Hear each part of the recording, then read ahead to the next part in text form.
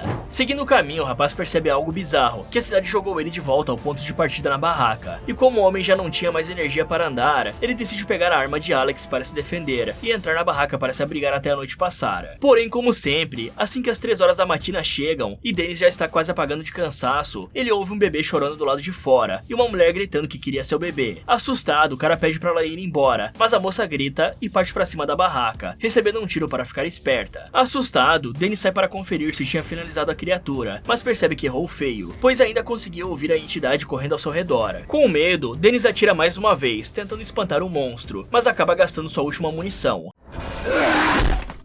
E ao perceber que ele estava indefeso, a entidade o ataca, ferindo o Dennis, que corre para longe dali, conseguindo sobreviver a mais uma noite naquele lugar macabro. Ao amanhecer, o homem encontra um riacho e aproveita para beber uma água, e enquanto estava andando pelas redondezas, o youtuber vê um helicóptero sobrevoando o local, que provavelmente era o mesmo que Daniel e James viram em sua segunda noite em Dark Bluff, e como já era de se esperar, o helicóptero não ouve os gritos de socorro dele. Bom, aparentemente, desde que o Dennis sobreviva às noites ele ficará seguro, e então realmente temos que focar todos os nossos esforços em conseguir ver o sol raiar. Mas é como eu disse, esse cara tem a capacidade de sobrevivência de uma ameba. E eu sei que é um pouco repetitivo falar tantas vezes, pessoal, mas cada vez esse cara me impressiona mais com quão estúpido ele pode ser. Esse homem é a definição da seleção natural de Darwin, porque mesmo sabendo que as entidades saem à noite e estando desarmado, ele fica ali esperando o dono da barraca voltar até anoitecer, sendo que nem sabíamos se essa pessoa era amigável, pois ela poderia ter enlouquecido por conta das coisas bizarras que acontecem na cidade, tanto que foi exatamente o que ocorreu. Não satisfeito, ele ainda gasta as munições da única arma que ele tem no nada, e joga a arma fora ao invés de guardá-la, para tentar encontrar mais balas em alguma casa, ou até mesmo no corpo do Alex. O correto era esperar a entidade aparecer na sua linha de visão, e no máximo dar um tiro de advertência, porque nessa dimensão parece que as feras têm sim presença física, e podem ser feridas. Portanto, armas são extremamente úteis aqui, fora que ele nem parou para conferir quantas munições ainda tinham no pente. E galera, a entidade não sabia que o homem estava na barraca, já que tinha um corpo ali perto dele, portanto é bem possível que ela acreditasse que a pessoa que tinha acampado ali já tinha batido as botas, ou ela foi até ali para pegar o corpo de Alex e transformá-lo em uma das criaturas. Mesmo assim, aquele animal começa a gritar de dentro da barraca, ao invés de ficar quieto e esperar a criatura ir embora. E se o que a criança disse for verdade, e levando em conta que não vimos Dennis em nenhuma das fitas macabras, podemos supor que ele consiga sim sair dali. Portanto, sobreviver até achar essa tal saída é fundamental. E digamos que apesar da desidratação diminuir nossas chances, beber a água de um riacho sem ferver a água para purificá-la também pode fazer a mesma coisa, porque ele pode acabar contraindo uma doença devido às bactérias, patógenos patógenos e outros micro-organismos que se escondem na água. E como ele está em uma cidade cheia de recursos, era só tentar encontrar uma panela e fazer uma fogueira improvisada para ferver a água. Além, é claro, de pegar uma garrafa para carregar a água com ele. E galera, se essa fita e a cidade de Dark Bluff são de outra dimensão, talvez aquele Daniel e o Cole que vimos bater as botas e todas as outras pessoas que foram finalizadas na fita são de dimensões paralelas. Então, desde que elas não entrem na cidade, provavelmente todas ficarão seguras. Mas quem entra aqui já está condenado de qualquer forma, pois como todas as entidades disseram até aqui e nas fitas anteriores, ninguém que entra pode sair. A cada hora que passava, o terror aumentava no coração do Dennis, porque ele sabia exatamente o que acontecia quando escurecia, e ele mesmo disse que não estava em condições de sobreviver mais uma noite naquela cidade macabra. Porém, mesmo contra sua vontade, a noite chega, e enquanto ele andava pela estrada ainda procurando uma saída, um homem se depara com um pequeno pacote de evidências policiais em sua frente, e abrindo ele, o cara encontra nada menos que os óculos que James perdeu em sua jornada. Nesse momento, uma porta aparece no meio do nada, com alguém batendo do outro lado, e por curiosidade, ao invés de sair correndo, Dennis decide abri-la para ver o que tinha do outro lado. Só que imediatamente essa curiosidade vira pavor, ao perceber que ele estava na casa de Megan. Assustado, ele tenta encontrar uma forma de sair. E percebe que ainda estava sendo perseguido pela entidade da floresta. Enquanto corria pela casa, Dennis conseguiu ouvir os gritos de Daniel chamando por James. E também escutou uma criatura horrenda dizendo que ele não poderia sair. Porém, a cidade decide poupar o cara mais uma vez, abrindo uma porta que o leva de volta à estrada da cidade. Sem outra opção, Dennis volta a andar até amanhecer, implorando para que qualquer um que visse aquela fita não tentasse chegar a Dark Bluff, pois todas as histórias e filmes sobre aquele lugar eram reais. Logo a noite chega de novo, e enquanto caminhava, ao invés de topar com monstros, Dennis se vê frente a frente com Daniel, que ainda estava vivo, após o ataque que ele sofreu da entidade, após pegar a fita e fugir da casa de Megan. E o nosso cabeça de maçaneta favorito conta que estava procurando uma ponte vermelha e pergunta se Dennis tinha visto uma, pois ele tinha encontrado um jornal mais cedo que falava sobre uma mulher que jogou seu bebê da ponte em 1980 e depois bateu as botas por vontade própria. Isso fez Daniel pensar que ela foi a pessoa que assistiu a fita na década de 80. Além disso, o homem tinha encontrado uma garotinha vagando na floresta há alguns dias, e a menina lhe contou que a ponte vermelha ligava os dois mundos como uma passagem. Então, vendo que o youtuber estava confuso, Daniel explica que Dark Bluff ligava o mundo material com uma dimensão demoníaca, e pede que seu novo colega fique atento aos sons de sinos, pois isso significava que eles estavam perto, mas que se pelo menos as pessoas do lado de fora encontrassem a câmera de Dennis, talvez isso tudo acabasse de vez. E aí, sem ter muita escolha, Dennis continua seguindo seu novo amigo, até que ambos encontram a tal ponte, e sem pensar duas vezes, Daniel segue um buraco na cerca, se esgueirando por um caminho na floresta, mas o youtuber fica com medo e demora a descer, se perdendo do careca. Porém, como ele não queria ficar ali sozinho, Dennis tenta encontrar o cara de novo no meio da floresta, mas tudo que ele vê são cartazes de desaparecido em sua frente, do Daniel, do James, do Cole e finalmente um cartaz de si mesmo. Mas dessa vez embaixo, as autoridades tomaram providências, ordenando que ninguém tente procurar o youtuber por conta própria. Depois desse acontecimento bizarro, Daniel surge do nada repetindo a mesma frase: "Eu me separei do James naquela casa." E aí vários passos começam a surgir em volta dos dois, até que um som muito alto assusta o Dennis, que perde a atenção e nem percebe quando Daniel desaparece.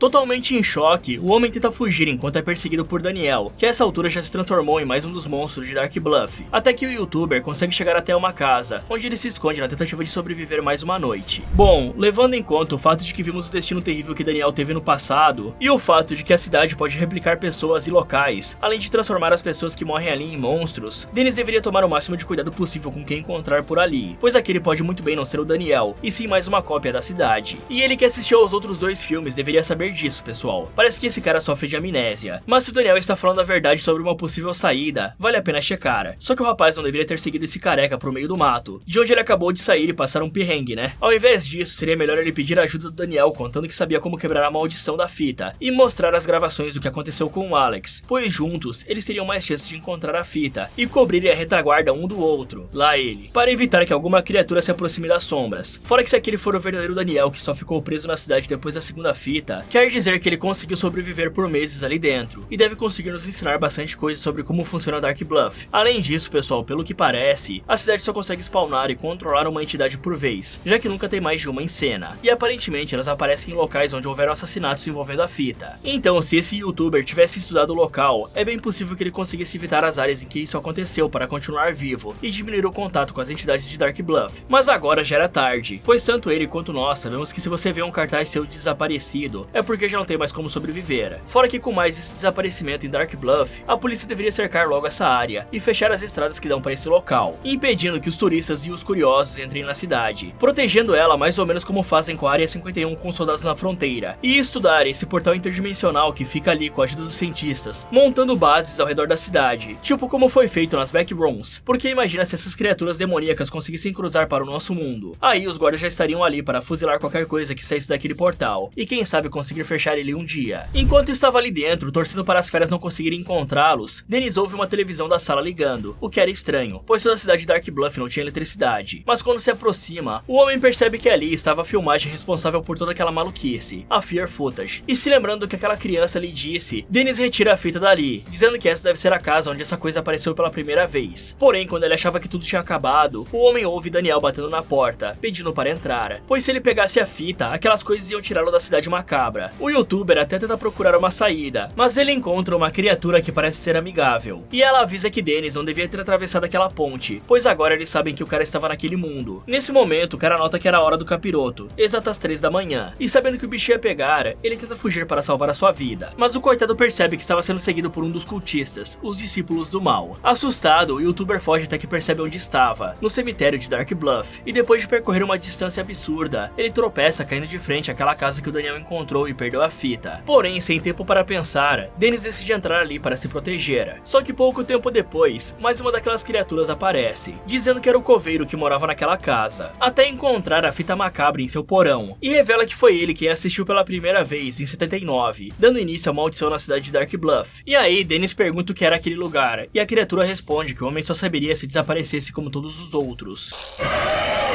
Então o coveiro ataca o rapaz, que consegue desviar sendo teletransportado para o que parecia ser a sua casa, onde podia até ouvir a voz da sua mãe lhe chamando para o jantar. Porém, quando o cara ia baixar sua guarda, mais uma entidade surge para persegui-lo, e ao tentar escapar por uma porta, Dennis é teleportado de volta à pousada.